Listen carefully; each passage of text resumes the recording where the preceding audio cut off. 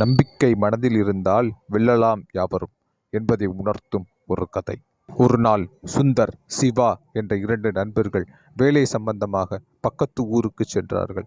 அப்போது இரவு நெருங்கிவிட்டதால் குளிரவும் தொடங்கிவிட்டது.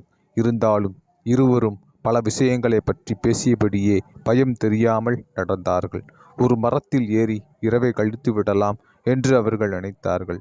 அந்த சமயத்தில் அவர்கள் எதன் மீதோ கால் தடுக்கி எப்படியோ உருண்டு ஆழமான கிணறு ஒன்றில் விழுந்து விட்டார்கள்.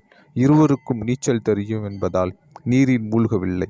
ஆனால் மிக ஆழமான பாசி படர்ந்த கிணறு என்பதாலும் இருட்டு என்பதாலும் அவர்களால் வெளியே வர முடியவில்லை. கிணற்றில் விழுந்த நிலவின் பின்பம் மட்டுமே துணையாக இருக்க இருவரும் விடியும் வரை கிணற்றுக்குள்ளேயே இருந்தார்கள். விடிந்த பிறகு வெளிச்சம் பரவ ஆரம்பித்ததும் அவர்களுக்கு இருந்த கொஞ்ச நம்பிக்கையும் இருண்டு போனது. ஏனென்றால் அவர்கள் நினைத்ததை விட கிணறு மிக மிக ஆழமாக இருந்தது. அதைவிட மோசமாக அதிலிருந்து ஏறி வர எந்த பிடிப்போ படிகளோ எதுவுமே இல்லை. சேரும் சகதியும் நிறைந்திருந்ததால் அதிலிருந்து வெளியேறுவது கடினமாக இருந்தது. அதனால் சுந்தர் மிகவும் சோர்ந்து போனார். ஆனால் சிவா சற்று நேரம் அமைதியாக தியானத்தில் அமர்ந்தார். பிறகு யோசிக்க ஆரம்பித்தார். அப்போது கிணற்றின் ஒரு மூலையில் காட்டு மரம் ஒன்றின் கனமான வேர் பரவி இருப்பது அவர் கண்ணில் பட்டது. அதை பார்த்ததும் சட்டென்று கிணற்றுக்குள் மூழ்கி அடியிலிருந்து ஒரு கல்லை எடுத்து வந்தார். அந்த கல்லால் வேரை தட்டி தட்டி சிறு மூங்கில் களி போல் 2 துண்டுகளாக வெட்டி எடுத்தார். இந்த வேர்க்குச்சிகளை பிடிமானமாக பயன்படுத்தி மேலே ஏறுவோம் என்று சுந்தரை அழைத்தார். ஆனால் அவர் பயந்து நடுங்கி வர மறுத்து விட்டார். சிவாவிற்கு அவரை சுமந்து கொண்டு வெளியேறுவது முடியாத விஷயம். அதே சமயம் நண்பனை கிணற்றுக்குள்ளேயே விட்டுவிட்டு போகவும் முடியாது. அதனால் சிவா ஒரு சில நிமிடங்கள் யோசித்து பின் சுந்தரிடம், எனக்கு ஒரு மந்திர வார்த்தை தெரியும். அதை சொன்னால் எந்தவித பயமும் வராது. அதைத்தான் நான் இவ்வளவு நேரம் சொல்லி தியானம் செய்தேன். நீயும் சொல், உனக்கு அச்சம் இருக்காது. சுலபமாக நாம் வெளியேறிவிடலாம் என்றார். அதை கேட்டதும் சுந்தர் முகத்தில் ஒரு மலர்ச்சி வந்தது.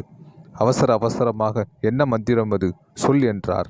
உடனே சிவா நம ஈவேயா என்று கூறினார். நமச்சிவாய தெரியும், அது என்ன நம ஈவேயா என்று சுந்தர் கேட்டார். உனக்கு கிணற்றை விட்டு வெளியேற ஆசை இருக்கிறதா இல்லையா என்று சிவா கேட்டதும் இருக்கிறது என்று சுந்தர் கூறினார். அப்படியானால் கேள்வி எதுவும் கேட்காமல் மந்திரத்தை சொல் என்று சிவா கூறினார். அதனால் சுந்தரும் மந்திரத்தை சொல்ல ஆரம்பித்தார். உடனே அவர் மனதிலும் நம்பிக்கை உண்டானது. பிறகு இருவரும் சிரமப்பட்டு வெளியில் வந்தார்கள். சிறிது நேரம் ஓய்வுக்கு பின் அவர்கள் பயணம் தொடர்ந்தது. வழியில் சுந்தர் சிவாவிடம், எனக்கு தெரியாமல் நீ எப்போது மந்திர தந்திரங்களை கற்றாய்? நீ சொன்ன மந்திர வார்த்தையை சொன்னபோது எனக்குள் ஒருவித ஆற்றல் பொங்கி எழுந்தது. அபூர்வமான இந்த மந்திரத்தை போல் இன்னும் ஏதாவது உனக்கு தெரியுமா? அவற்றை சொல்லித் தருகிறாயா என்று கேட்டார்.